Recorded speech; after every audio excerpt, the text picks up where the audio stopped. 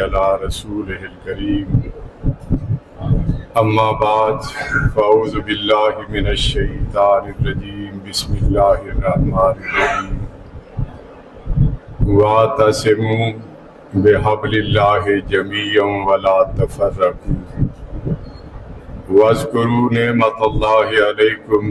اذ کنتم اعداء فألف بین قلوبکم فاصبحتم بنعمتہ اخوانا۔ ایک ہو مسلم حرم کی پاسبانی کے لیے نیل کے ساحل سے لے کر تاب خاک کاشغر میں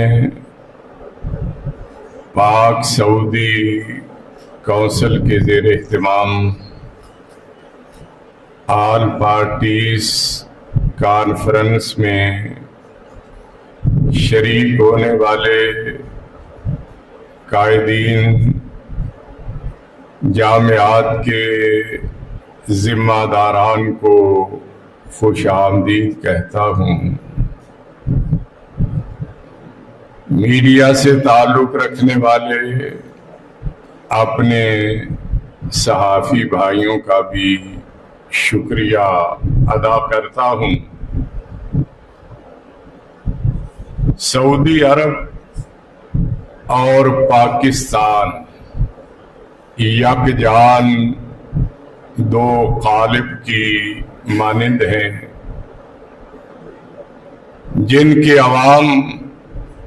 ہمیشہ ایک ساتھ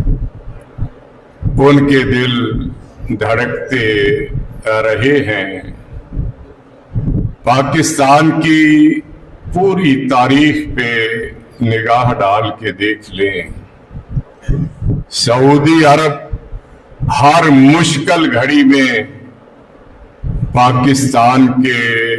ساتھ شانہ بشانہ نظر آتا ہے، اور اس وقت جب سعودی عرب اور پاکستان کے درمیان دفاعی تعاون کا معاہدہ ہوا ہے اور افواج پاکستان کو حرمین کے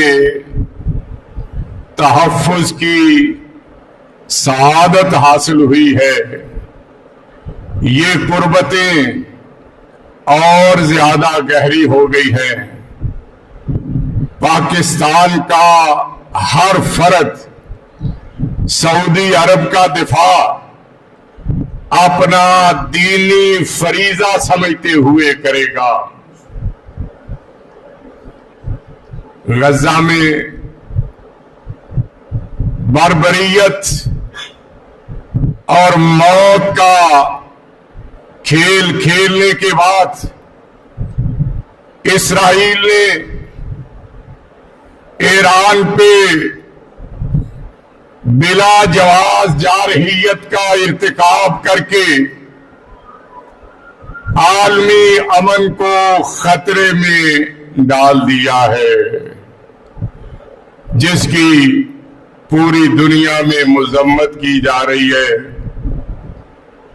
خود اسرائیل اور امریکہ میں اس کے خلاف صدائے احتجاج بلند ہو رہی ہے، مظاہرے ہو رہے ہیں۔ ایسے وقت میں حکومت پاکستان خصوصاً وزیر اعظم میاں شہباز شریف، نائب وزیر اعظم اور وزیر داخلہ جناب اسحاق ڈار صاحب اور فیلڈ مارشل